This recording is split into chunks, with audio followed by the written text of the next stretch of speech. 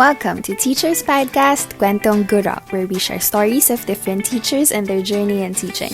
Catch us in Facebook, YouTube, and Spotify Anchor. Hey guys, I am Ka-Teacher Iya, and together with me is Ka-Teach Bianca. Hi everyone, I am Ka-Teach Bianca, and welcome to the third episode of Piedcast 2.0, where we feature letters from our guest students and teachers. This time, our episode is titled My Best is What Comes Next. And for the next couple of weeks, Teachers P.I.E has laid out different episodes that will make you crave for more. You're right, Ka-Teach. Alam mo, I really like our episode title, My Best is What Comes Next, because it makes me think of new opportunities and how taking those will lead to your best self. Yes, being open to risk by trying new things will definitely make you grow. Successful or not, they give us valuable lessons. And minsan pa nga, an opportunity could change our life. Just like what happened to our guest teacher who wrote a letter for us. Yes, we're happy to introduce Teacher Renz, a psychology graduate who initially wanted to work in the rehabilitation field. But while waiting for a job opening, he accepted an offer to be a trainee teacher at a preschool. Wow, it must have been a difficult decision for Teacher Renz, diba? Because his heart was already set on a rehab career. But it makes his initiative all the more admirable because he stepped out of his comfort zone for this new field. Exactly. To know more about how he arrived at this decision, let's read his letter. Okay, let's get into it. My best is what comes next. When I was in high school, my friends often talked about their dream schools and what courses they would take. They also made fun of me because I didn't involve myself when they talked about their plans. One day, I talked to my parents and asked what their plans for me are, especially when I was about to enter college at that time. They mentioned Central Luzon State University in Muñoz, Nueva Ecija, and at that moment, I tried to search what courses they offered and look for what suited me. But honestly speaking, I didn't have any idea what course I wanted to take. Enrollment came, but I still didn't know what to take. I asked my mom again, what should I do? Then she suggested trying veterinary medicine as my first choice and education as my second choice. A good friend of my dad suggested a Bachelor of Arts in Psychology. Then after the first semester, I will shift my course into veterinary medicine since I am an animal lover. But this plan didn't go well. I ended up liking the course psychology. Right after graduation, I told myself to have a short break before I find a job. After a few months, I decided to apply to a rehabilitation center in Pampanga as I did my on-the-job training there. However, they were not hiring at that time. I started to look for other rehabilitation centers, but they were also not hiring. As I was looking for other opportunities, one school came into the picture.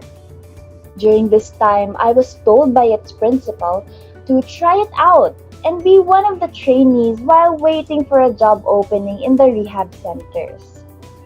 Since then, everything worked well, and now I am in my third year of teaching in the same school.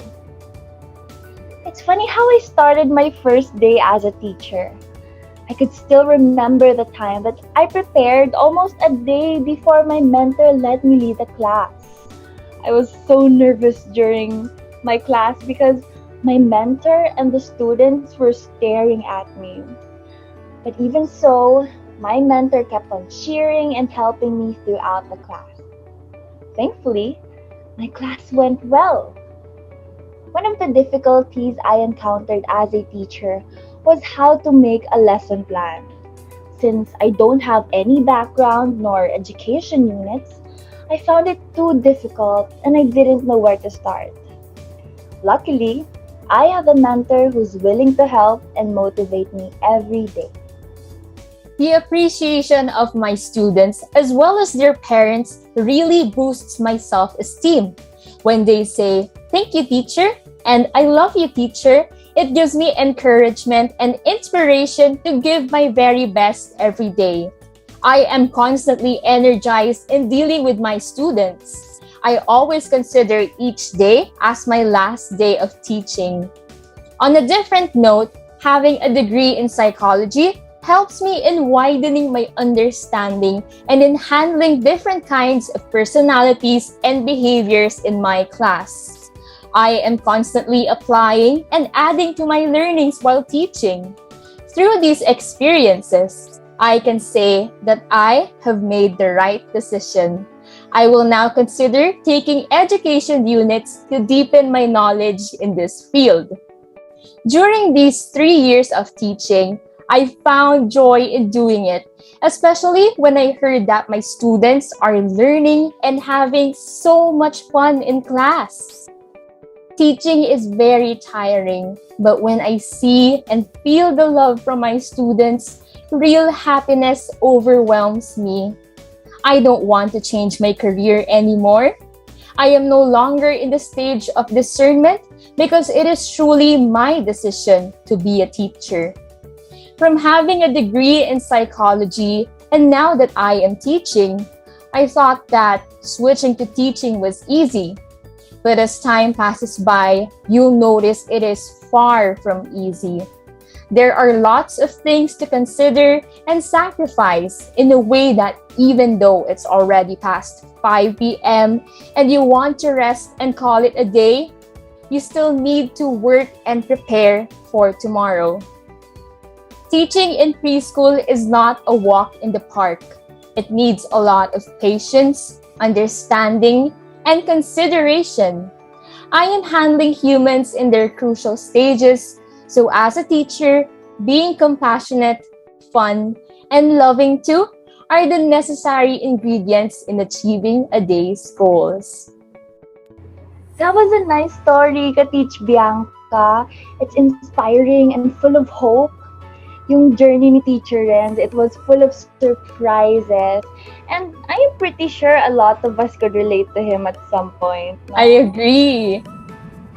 How about you, Ka-Teach? As an education student, how did you resonate with Teacher Renz?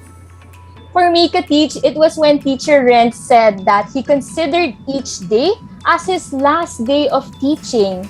It's a motto which we could keep with us as we eventually have our own classes in the next few years. The way I interpret his saying is making sure we go into each day not only with well-prepared lessons and teaching materials, but also with hearts big enough to embrace every single one of our students, to listen, understand, love, and support them in reaching their highest potential. I love that, Ka-Teach. It's truly an essential reminder for us teachers. And to think that Teacher Renz wasn't drawn to teaching in the first place. In the end, naramdaman ko yung love and passion niya for teaching. And like what he said, teaching in preschool is not a walk in the park. Pero he stayed, di ba? He continued to not only teach, but be a learner himself. Grabe. That excited me. And I think I fell in love with our course even more. That's also what I feel.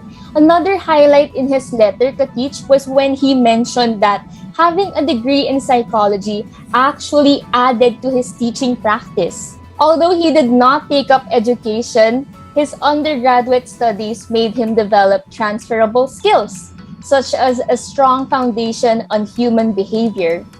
Yes, and because of these skills, nagkaroon siya ng different perspective sa classroom management. He discovered this all because he had the courage to grasp the opportunity to be a trainee teacher.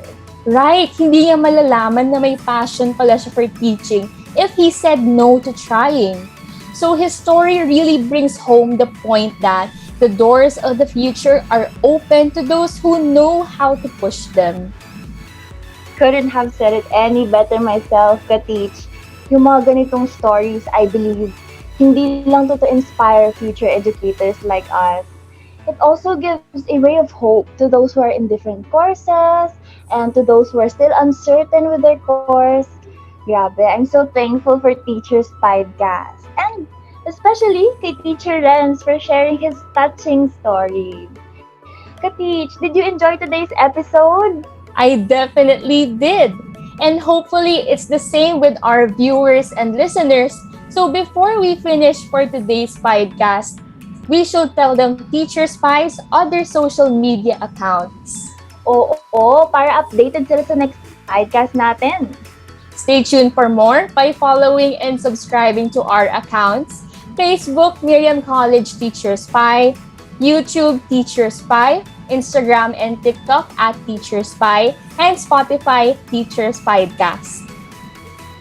And that is it for our third episode for Teacher's Podcast 2.0. We are excited to bring you more stories of #Kwentong Guro in the following months. Once again, I am Ka-Teacher Iya. And I am Ka-Teach Bianca at kami ang Guro ng Kinabukasan. Bye everyone! Thank you for listening!